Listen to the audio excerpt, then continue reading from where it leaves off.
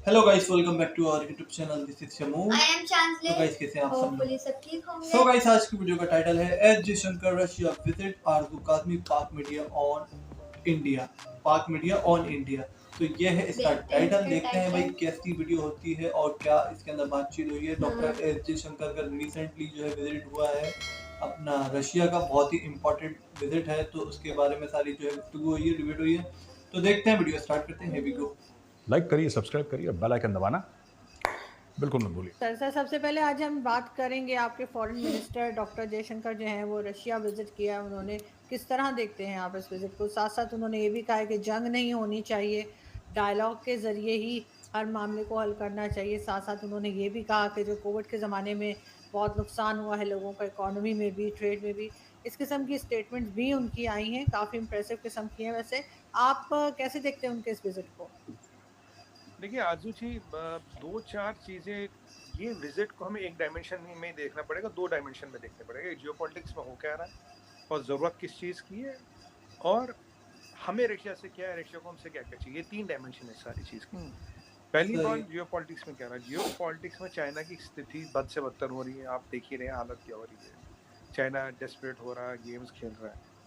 यहाँ से चाइना ने कोरिया को एक्टिवेट कर रखा है। किम जोंग इनके पास खाने के पैसे नहीं है, एजुकेशन के पैसे, वो एक के बाद एक मिसाइल टेस्ट कर रहा है। पैसे कौन दे रहा है उसको? टेक्नोलॉजी कौन दे रहा है उसको? यहाँ से आपने देखा ईरान फड़फड़ाने लगा। ईरान कह रहा है रशिया से कि भाई हाँ, आप हमें न्यूक्लियर बम बनाने की सलाहियत दो। अचानक यहाँ आपने देखा ट्विटर की डील रुक गई थी पॉलिट ब्यूरो में, जैसे फैसला हुआ ट्विटर की भी डील आगे चली। यहाँ आपने देखा जैसे ये सब चीज हो रही थी, रशिया का defence minister American defence minister से बातें करने लगा था। हमने कुछ ना वो हो गई थी, थोड़ी सी गलत फहमी हो गई थी, बात कर लेते जैसे दो बच्चे हो प्राइमरी स्कूल के। तो यहाँ पे क्या हो गया, और इस सारी परिस्थिति में एक और चीज हो गई। विंटर हैज स्टार्टेड सेटिंग है। यहाँ यूएस में मिड टर्म इलेक्शन हो गया। जो मिड टर्म इलेक्शन के रुझान है, प्रेसिडेंट जो बाइडेन तो लेम डक बन के रह जाएंगे। उनके पास कांग्रेस में भी सत्ता चली, पर 2 साल वो लटकते रहेंगे। अब कल परसों डोनाल्ड ट्रंप साहब कहते हैं कि फ्लोरिडा से I will announce a big thing. तो मुझे जहाँ 99% लगता है अपना कैंडिडेट अनाउंस करेंगे एलवी रनिंग। अगर मैं उनका कैंप देखूं, रिपब्लिकन्स का टेड क्रूज एक दिखता है और कोई उनका राइवल दिखता नहीं। यहाँ एक ट्रांसपोर्ट सेक्रेटरी है जो जो बाइडेन का राइवल दिखता है। कमला हैरिस की पोजीशन है नहीं। कमला हैरिस तो आजकल जो बाइडेन के साथ एक फ्रेम में आती ही नहीं, क्योंकि उसकी रेटिंग इतनी जा रही। आज मोदी जी की रेटिंग जो बाइडेन से ऊपर है किसी भी अमेरिकन सर्वे में।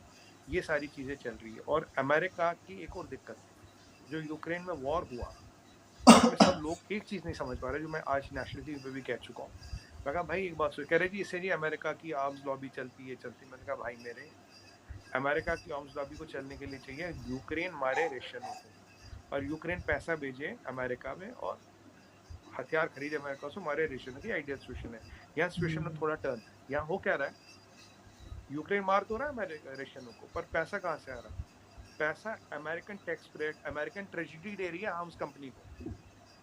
यूक्रेनी पैसा नहीं बेच रहा है, और यूक्रेनी अपना जान माल बेच के, अपना गेहूं बेच के, सोना चांदी बेच के, मिनरल बेच के पैसा नहीं दे रहा है अमेरिका लॉकहीड मार्टिन को। पैसा दे रहा है उसको कौन? यूएस टैक्स पेयर, यानी कि US treasury.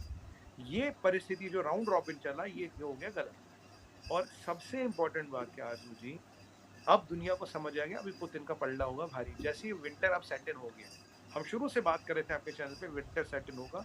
Putin is waiting for the winter to come. Putin इस लड़ाई को धीरे धीरे आगे चला रहा था।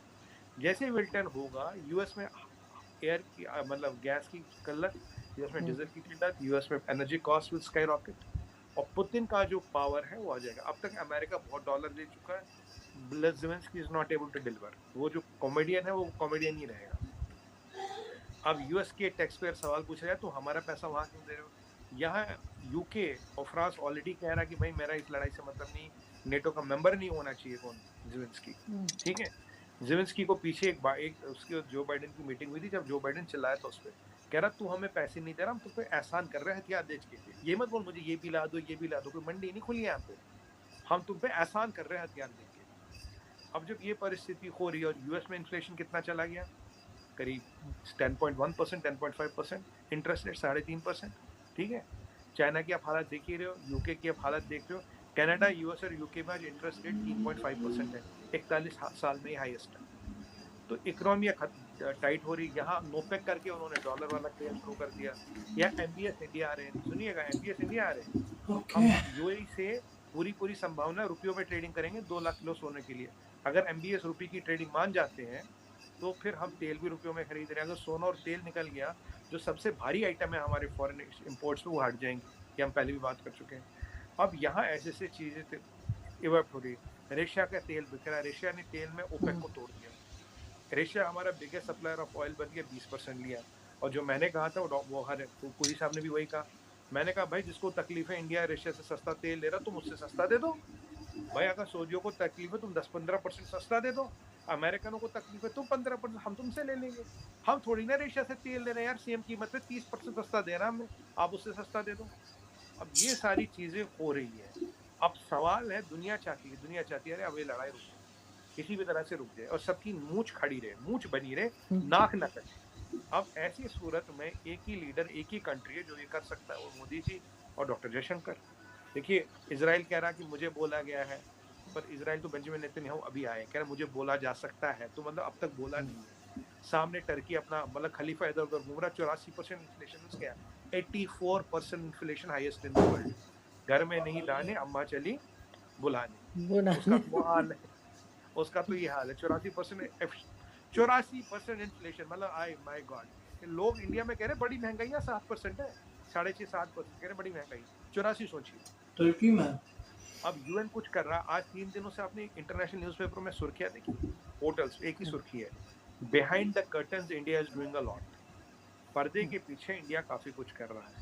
तो अब सब इंडिया को वहां खड़ा कर रहे हैं। इंडिया पर्दे के पीछे काफी कुछ कर रहा है, ये दुनिया मान रही है और इंडिया पे ही ये जिम्मेदारी डाली गई है, आप ये चीज करो। हमने किसी की मजम्मत नहीं की, we have not said anything to anybody. और पहले दिन से आज तक था हमारा एक ही स्टैंड था, आदरूजी पीस आज भी वही है।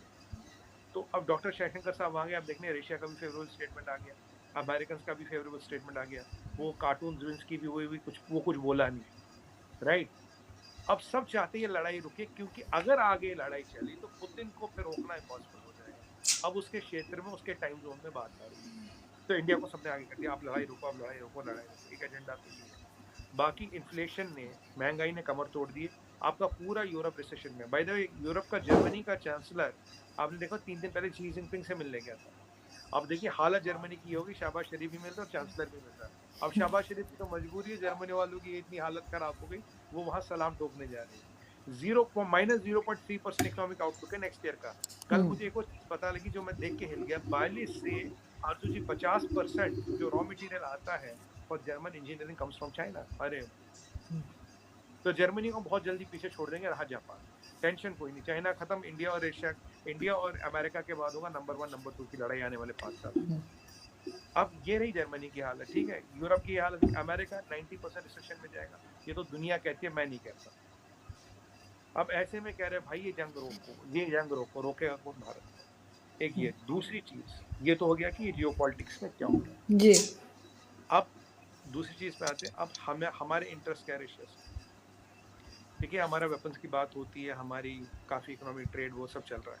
रशिया ने, आपको याद होगा पीछे व्लादिमीर पुतिन ने कहा, मोदी जी ने मुझे कहा, मैंने 7.6 टाइम्स मतलब 750-60% more fertiliser I have exported to India. और लड़ाई चलती रही, हमारा फर्टिलाइजर मिलता रहा, लड़ाई चलती रही, हमारे झंडे के कारण दोनों देशों में इंडियन भी निकला, पाकिस्तानी भी निकला, ये आपको भी पता है, ठीक है। और लड़ाई चलती रही, S-400 भी आता रहा।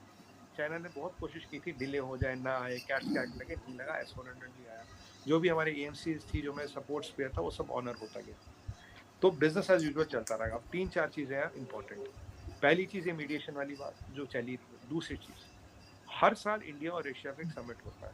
लास्ट ईयर व्लादिमीर पुतिन यहाँ आए थे, 4 घंटे में सब साइन करके गए। अब की बार प्राइम मिनिस्टर मोदी को वहाँ जाना था, पर प्राइम मिनिस्टर मोदी वहाँ जाएंगे नहीं जाएंगे, क्या होगा? आज अभी मैंने देख रहा था खबर, शायद ये आई है कि रशिया के जो मिनिस्टर हैं, एक्सटर्नल अफेयर्स मिनिस्टर या कोई और मिनिस्टर, उनके काउंटर पार्ट के साथ, या रशिया के फाइनेंस मिनिस्टर का अभी कंफर्म नहीं है, उनके काउंटर पार्ट के साथ समिट इस साल भी होगा। शायद मोदी जी और पुतिन के बीच नहीं होगा, ministry level. Doctor S Jaishankar जो है रशिया पहुंचे थे, उनका विजिट था और बहुत ही इम्पोर्टेंट विजिट था, क्योंकि दुनिया की इस वक्त नज़रें जो है इंडिया के ऊपर टिकी हुई है कि इंडिया जो है रशिया और जो है यूक्रेन की वॉर में कुछ जो है अहम रोल अदा करे, क्योंकि इंडिया जो है रशिया का बहुत अच्छा दोस्त है। और बाकी दूसरी बात मुझे उनकी ये भी अच्छी लगी कि उन्होंने बोला भाई रशिया से हम लोग ऑयल ले रहे हैं, तो अगर आप लोगों को ये बुरा लग रहा है, अगर ये आप लोगों को बुरा लग रहा है तो आप हमें इससे कम में दे दो, हम आपसे लेना शुरू कर देंगे। क्योंकि इंडिया को तो हर कोई जो है ऑयल अपनी प्रोडक्ट बेचना चाहता है ना, दैट सी बात है, इतनी बड़ी मार्केट है तो हर कोई चाहता है कि हम बेचें। तो बोल रहे थे भाई अगर अमेरिका चाह रहा है शायद इंडिया जंग रुक पाए, मुझे लग रहा है अमेरिका चाह रहा है कि जो है इंडिया वाकई में जो है ये काम कोई करे कि जो है इंडिया रशिया बहुत अच्छे फ्रेंड है, तो इंडिया की जरूरत अमेरिका को पड़ेगी अभी, क्योंकि इंडिया ही करेगा या नहीं? इंडिया कर लेगा, पीस के लिए तो करना चाहिए और इंडिया करेगा भी, दैट सी बात है। मगर ये है कि इंडिया सिर्फ जो है डायलॉग की हद तक कर सकता है, बाकी अगर मानना ना मानना रशिया के हाथ में है। बाकी ये इन्होंने सही बात बोली कि जो है अगर ये जंग ज़्यादा चली तो फिर पुतिन हाथों से निकल जाएगा, पुतिन फिर जो है बहुत जो है एग्रेसिव हो जाएगा, जो कि अभी भी है, शायद उतना नहीं है मगर वो जितना हो सकता है। तो गाइस काफी अच्छी वीडियो थी, आप लोगों को कैसी लगी जरूर बताना, और इसके ऊपर हमारा सब्सक्राइब करना मत भूलिएगा। मिलते हैं नेक्स्ट वीडियो में, बाय बाय।